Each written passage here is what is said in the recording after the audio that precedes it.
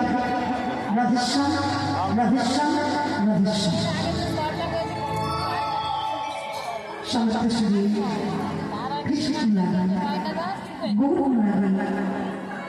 আমার মাতৃমণ্ডলী, আমার পিতৃমণ্ডলী, আহত অনাহত অভ্যাগত গ্রামবাসীবৃন্দ, যারা রাধা গোবিন্দে রাত্রিঞ্চল আশ্রয় করেছেন, যারা আমার গৌরীতে রাত্রিঞ্চল আশ্রয় করেছেন, আপনাদের সবার চরণে জানাই অনন্ত অনন্ত কোটি ধন্যবাদ। আজকে আমরা এই গভীর রাত্রিবেলা একসঙ্গে মিলিত হয়েছি, কিছু কৃষ্ণ কথা, কিছু গৌর কথা, কিছু কৃষ্ণ রস, কিছু গৌর রস আর শুধু করবার লাগলো। তবে এই হরিবাসনে অনেক বড় বড় জাহাজ অর্থাৎ বড় বড় শিল্পীরা কীর্তন পরিবেশন করে গিয়েছে। এই শেষ রাত্রে আপনাদের জাগিয়ে রাখার জন্য আমি এসেছি।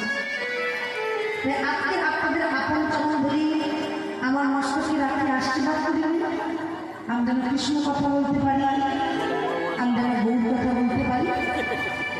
আর আমাকে কমিটির বাবারা যে দায়িত্ব দিয়েছে, অর্থাৎ যে লীলাটি বর্ণনা করতে বলেছে, সবাই জানে শ্রীকৃষ্ণের সর্বশ্রেষ্ঠ লীলা রাসলীলা।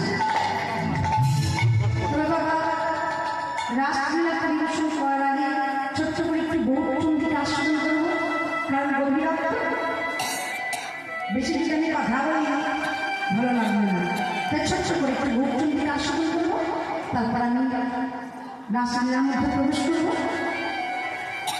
এই মুহূর্তে আমরা সবাই একসঙ্গে মিলিত হয়ে যাব শ্রীরাম নবদ্বীপ ধাম। কারণ গৌরীকে ডাকতে গেলে, গৌরীকে চিনতে গেলে, গৌরীকে বুঝতে গেলে যেতে হবে নবদ্বীপ ধাম।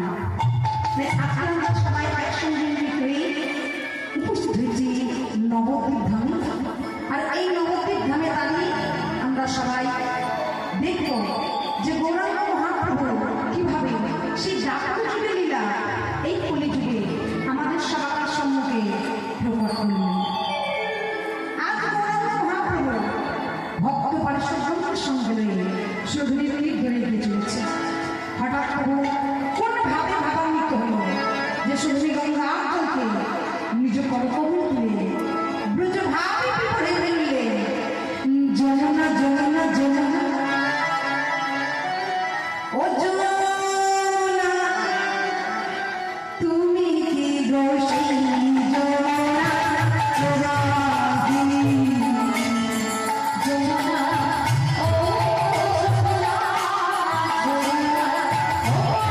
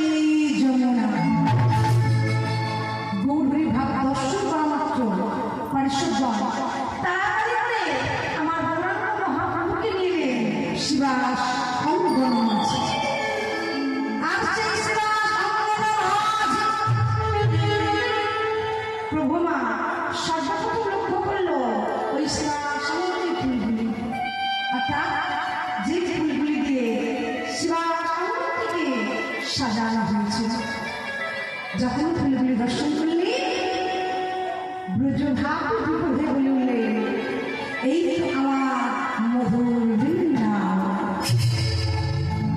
আর আড়াইশো ফলের বদল করে তাকে বললে এই তো আমার বৃন্দাবনের ব্রজগোপী বল।